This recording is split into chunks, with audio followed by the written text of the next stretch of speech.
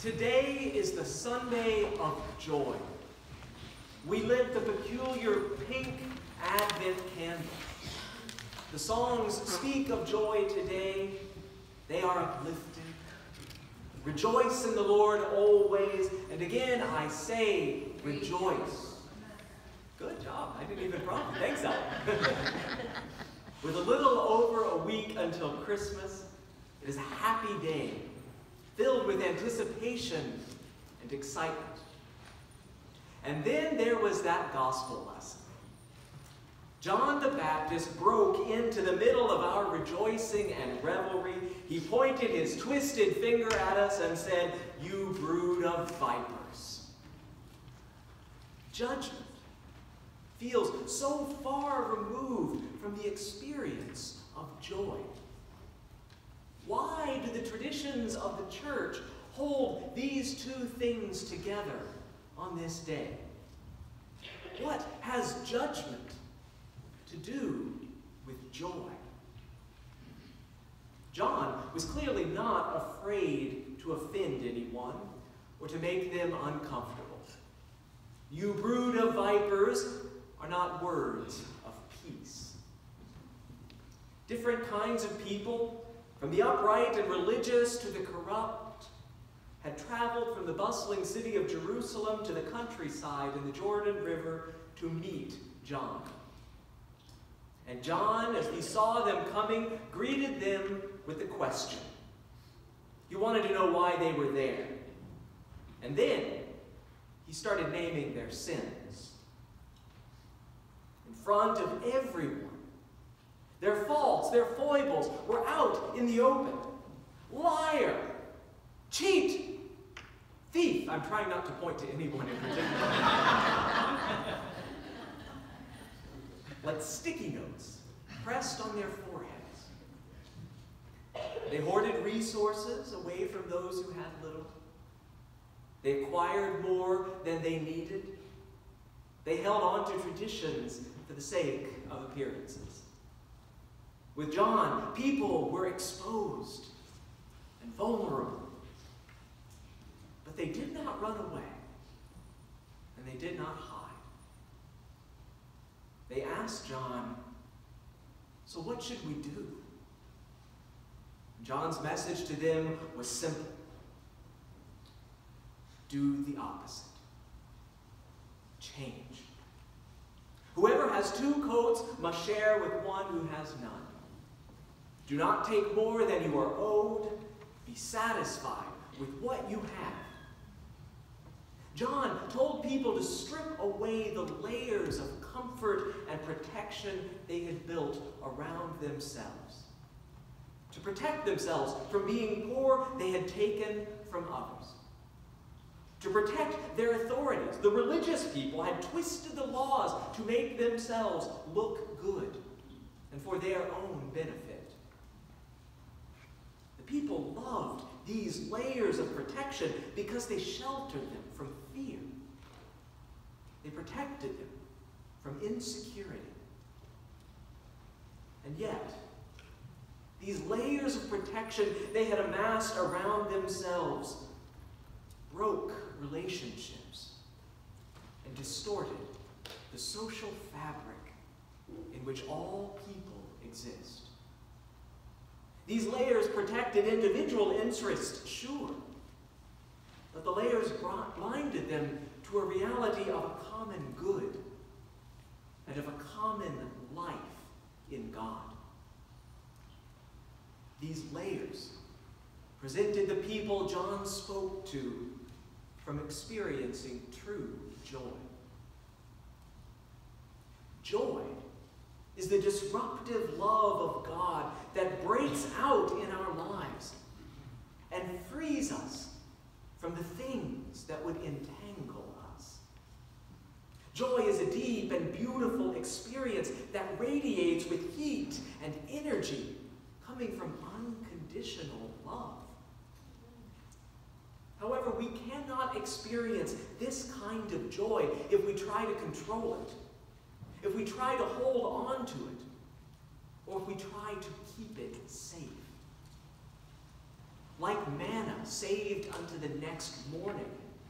Joy rots if it is guarded for too long.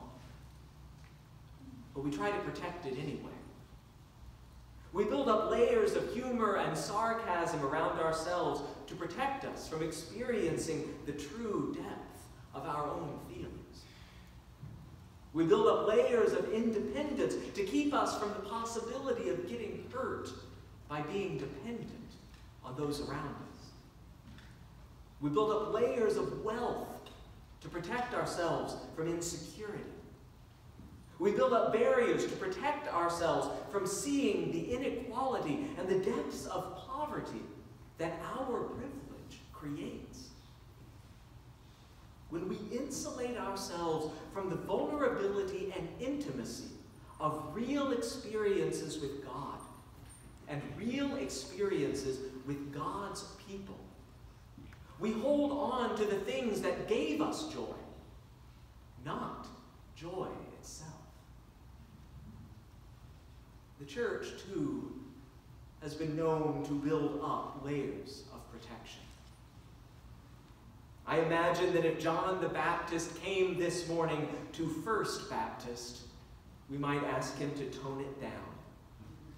Or honestly, we'd probably just ask him to leave. John's words may offend us, but we need them. Because to follow the path of Jesus, to really celebrate his coming, we must first examine ourselves. It is one thing for us to read about John judging those who came to him millennia ago. It is another thing entirely to hear John judging us.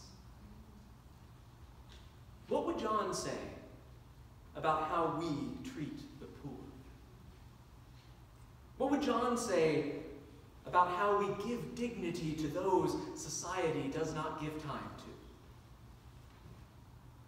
What would John say about how we backbite and snipe one another? How we prize traditions over relationships? How we cling to continuity in the face of change brought by the Spirit? There is no joy without judgment. If we want to experience joy, our lives must be willing to risk being made uncomfortable. We must peel away layers of protection. To experience joy, our hearts must first be ready to receive it. And this requires vulnerability.